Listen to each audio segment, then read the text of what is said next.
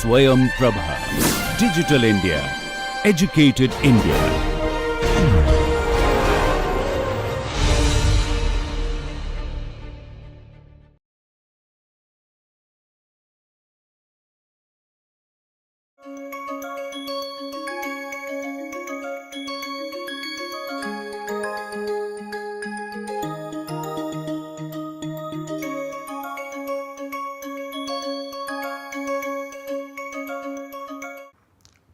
Welcome.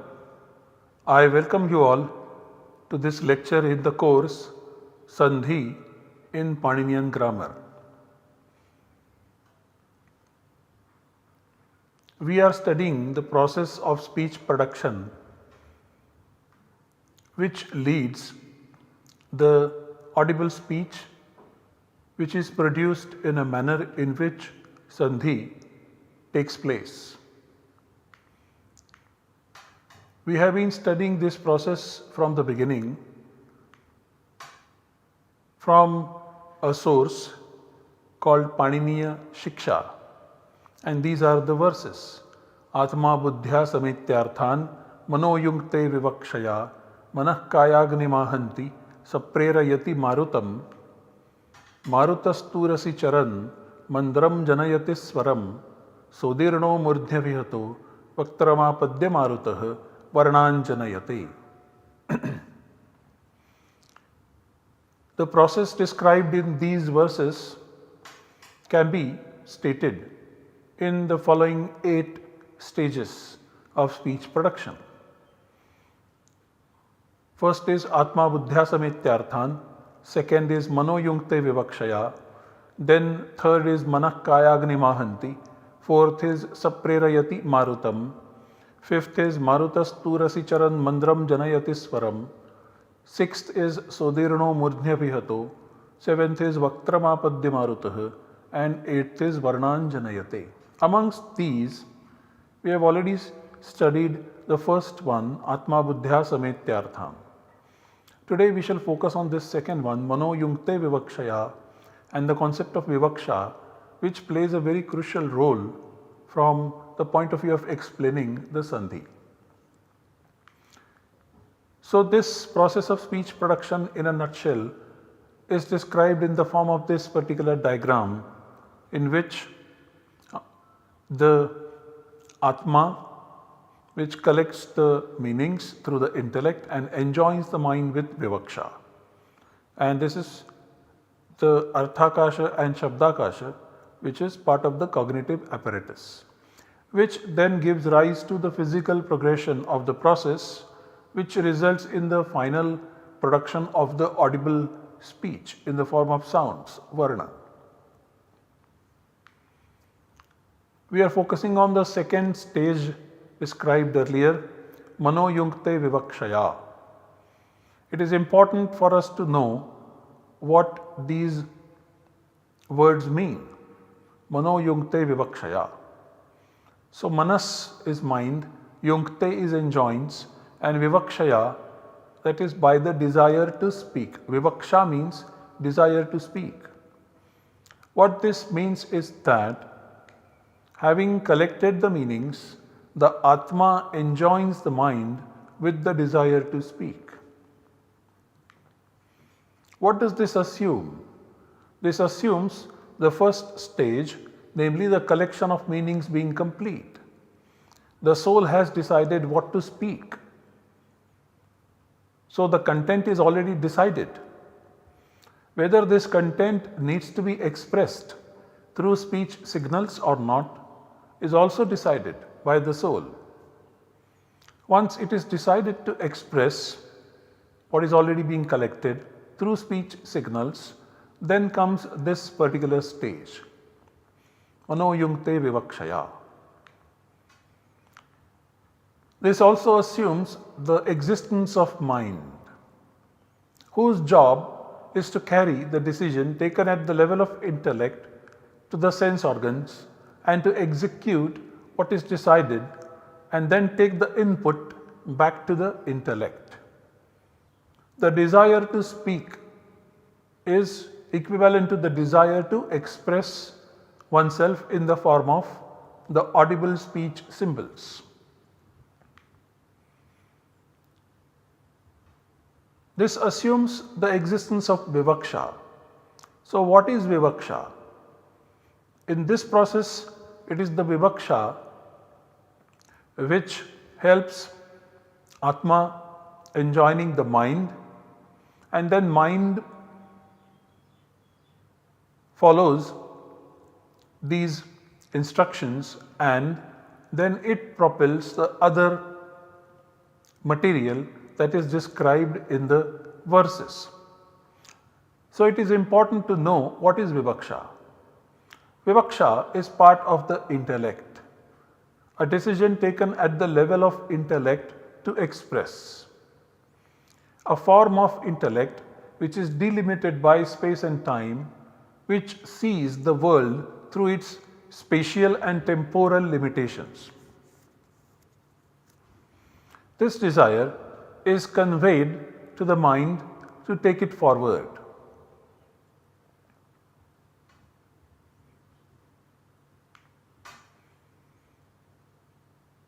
So let us look at what is vivaksha. Vivaksha is the desire to speak. This mechanism plays a very crucial role in collection of meanings. This is the zoom or the focus of the intellect which helps select particular meanings only in response to explicit situation over some others. This mechanism involves, first of all, a decision to express what one has collected. The other side can be a decision to not to express.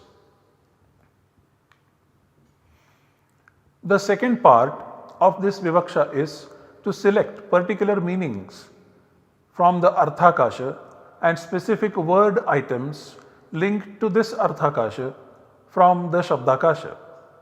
This mechanism is at the core of what is called a view of an individual. One external reality can be looked at by two individuals in two distinct and sometimes opposite views. This reflects their viewpoint, their world view. This is what is the function of vivaksha. So for example, we have two sentences, Shushko vrukshas tishtatyagre on the left hand side and Vilasati taruriha praptavasante on the right hand side. The left hand side statement says, here stands in the front a dry tree. And the statement on the right hand side says, here shines a tree at the advent of spring. Now both these sentences are describing one and the same fact. However, there is huge difference in the way this fact is being described, and this difference is ascribed primarily to the vivaksha. Both sentences describe a tree with dry leaves. One view is content with the description of the basic physical condition of the tree, whereas the other view is showing more than the physical condition, namely a ray of hope by saying that this is just the beginning of the spring and the tree may grow as the spring season goes in full swing. In a nutshell, what these two sentences stand for, represent, can be said to be the two views, namely the optimism versus the pessimism. The sentence on the right hand side can be said to represent the optimist view, and the sentence on the left hand side can be said to represent the pessimist viewpoint. The optimist view is looking at the tree, and at the beginning of the spring, the optimism is expressed, namely that in the spring this tree will blossom, will be green once again, versus the pessimism which is describing only the physical aspect of the tree. This is caused because of the overall world view of the speakers. Vivaksha of the speakers. So the speakers do have the world view, and that gets reflected in the form of such sentences and the difference in those sentences. Here is a philosophical analysis of Vivaksha, in which Atma is considered to be animate or Chetana in nature, and this animate nature is self-illuminated.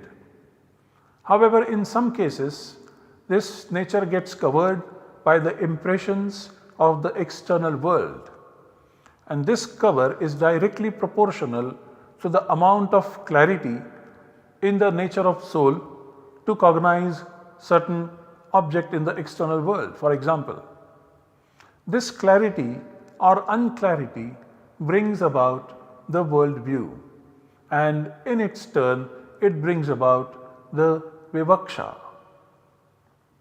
which gets reflected in the expressions that we studied in the previous slide. After studying what the concept of vivaksha is, let us study the functions of vivaksha. The world view. So vivaksha represents the viewpoint of the speaker. This vivaksha brings out lexical meaning items and arranges them in the form of a structure. Correspondingly, it brings together the lexical word items and arranges them also in the structure. So, the lexical meaning as well as the lexical word item, these two are brought together and they are arranged in the form of a structure.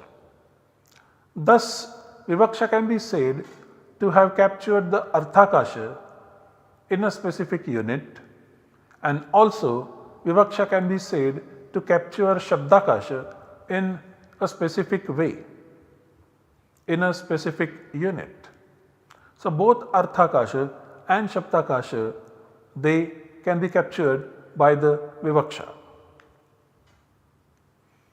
The next function of vivaksha is assigning roles. Vivaksha assigns different roles to different entities.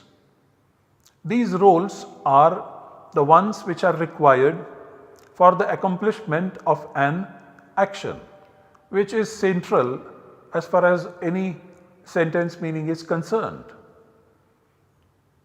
Now, different entities are required to play different kinds of roles to accomplish this action. Now, some entities might play the role of the doer of the action, namely karta, or some other entities might play the role of the effect of the action, namely karma. Some might play the role of the most effective instrument, namely karana, and some others might play the role of the substratum or adhikarana, and so on and so forth. So, it is vivaksha which assigns different roles to different entities in the accomplishment of an action. So, if a speaker has collected meaning, namely the action of going, in response to a situation, the vivaksha mechanism will now decide on the different roles different entities will play in bringing about this action of going, because the action of going does require somebody to perform the action of going, namely the goer. The action of going also requires some destination which is to be reached. The action of going also requires some instrument, and so on and so forth. So, Rama and Chaitra, etc., which are parts of Arthakasha and correspondingly in the Shabdakasha also, will be selected to play the role of doer of this particular action. Grama and Shala, which are also parts of Arthakasha and also Shabdakasha, will be selected to play the role of the effect of the action. So, this is how the roles will get selected. This is how the roles will be assigned to different entities in the Arthakasha and also the Shabdakasha. Now, the speaker may want to assign different other roles to different other entities. This will be done by vivaksha, or the speaker may want to construct the sentence meaning and the sentence with only these two roles, namely the agent and also the object. Deciding on the number of roles needed as part of the sentence meaning in response to a situation in the stage of collection of meanings is an important function of vivaksha. Deciding on the necessary and sufficient conditions for the accomplishment of an action regarding meanings is also an important function of vivaksha. Then vivaksha helps zoom in on the parts of a description, describing the part of the action in detail.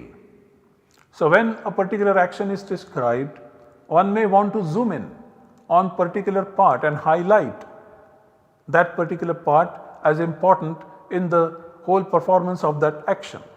This can be done by vivaksha. In doing so, there is an omission of some other parts of the action, ignoring certain aspects of the fact. This is invariably observed as far as the vivaksha is concerned. So, this way of description makes something predominant and makes some other thing subordinate. This is part of the function of vivaksha. Zooming in and describing a particular part in action. For example, when we are describing the action of cooking, which is expressed by the word pachati in Sanskrit, and the verbal root pacha means to cook. This action of cooking involves so many sub-actions.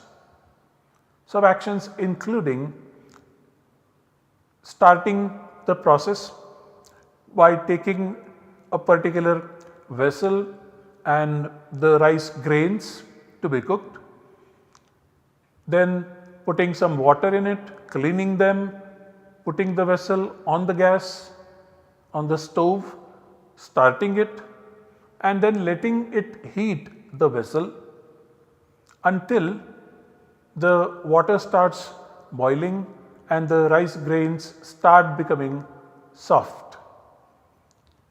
All this group of actions, which can be called as the group of sub-actions, constitute one act of cooking. Now, if a speaker decides to focus on each of the sub-actions, so if each is decided to be the focus by the speaker, each subpart can then be discussed with further details. And when each part is described in details, each part can be described with omission of certain other details. Each part can be described with ignoring some other details. This is what is observed in the linguistic communication, and this particular feature can be ascribed to the functions of vivaksha. Thus, we can say that the vivaksha reflects the individuality of a person. A person can finally say that I say something because I want to, or that is what I wish to say, with no scope for further questioning. We can say that vivaksha reflects the world of an individual.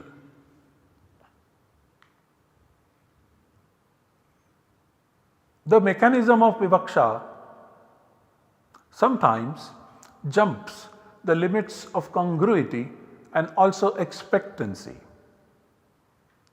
Congruity and expectancy are very important parts of the material, the cognitive material which causes the cognition. And vivaksha sometimes jumps the limits of these two, and also the meanings which have no straightforward chance of ever coming together in a combination, and such meanings then get collected, and these meanings are then arranged in the form of a structure. This becomes routine in the course of time, but speakers, when questioned, admit the invalidity and the path that connects incongruous items. This is a very important function of vivaksha, which is also observed in regular routine daily communication.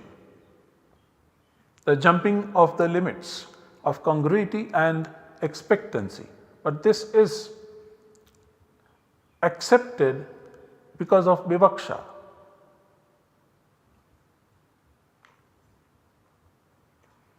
Such a collection of meanings in which the limits of congruity and expectancy are jumped, they can be called either invalid or they may be called to contain beauty.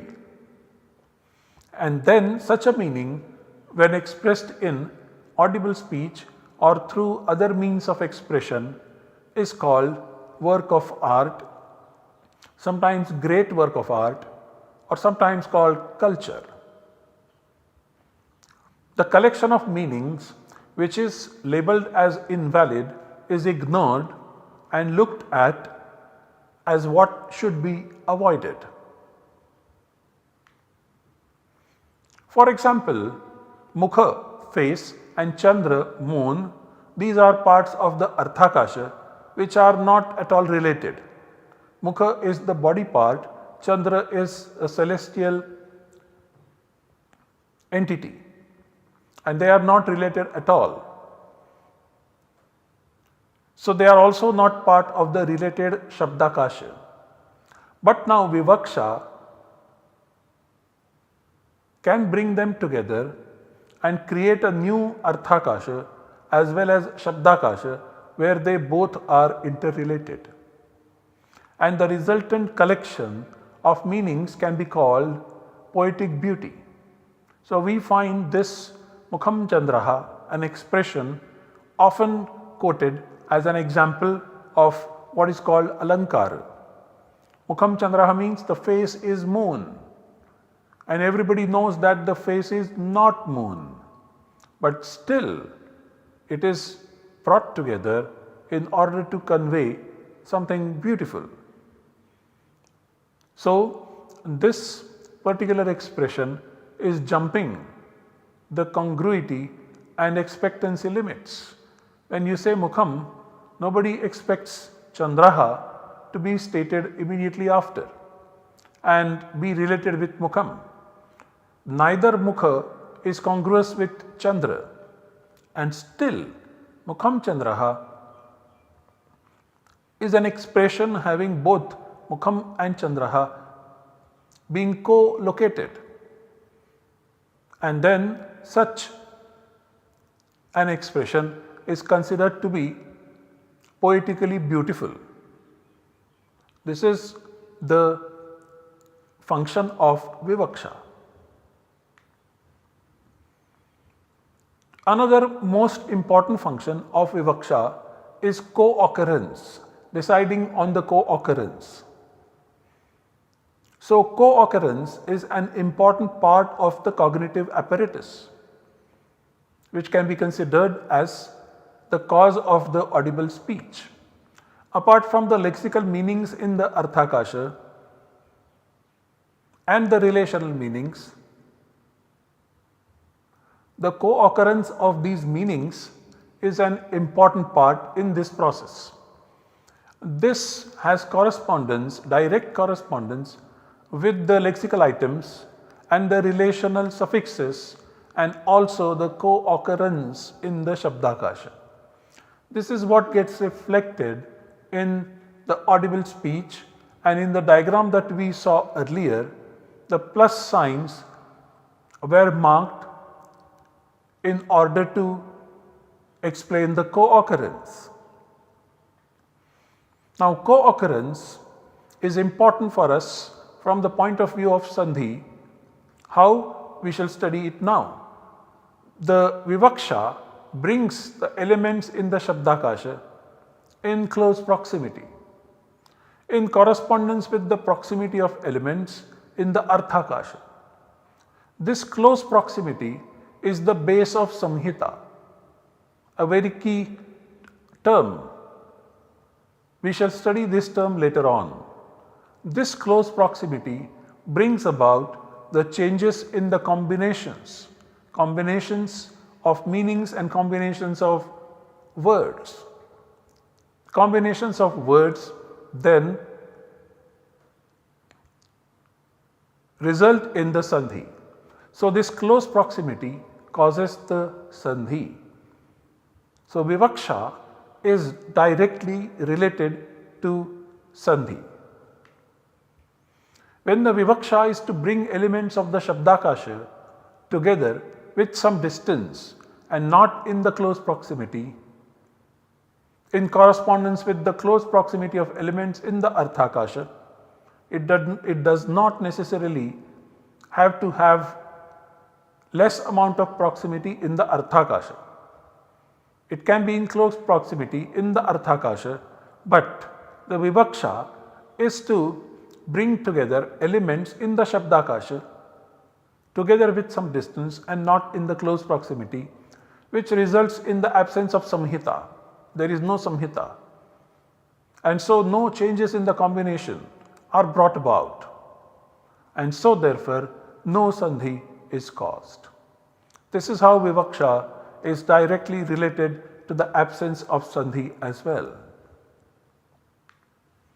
To summarize, we studied the principle of vivaksha and its functions. We note that vivaksha is an important stage in the process of speech production. It embodies the world view of the speaker. It assigns different roles to different individual entities in relation to different actions. Sometimes it jumps over the normal rules of congruity, and the mind is directed to proceed further to subsequent physical process. Vivaksha is what causes the basis for elements to be combined in close proximity as the final output. Vivaksha causes sandhi, and vivaksha causes the samhita, and vivaksha causes the sandhi. We shall study the next stages of the process of speech production and the properties of sound, which form the base for understanding sandhi in the subsequent lectures. Thank you.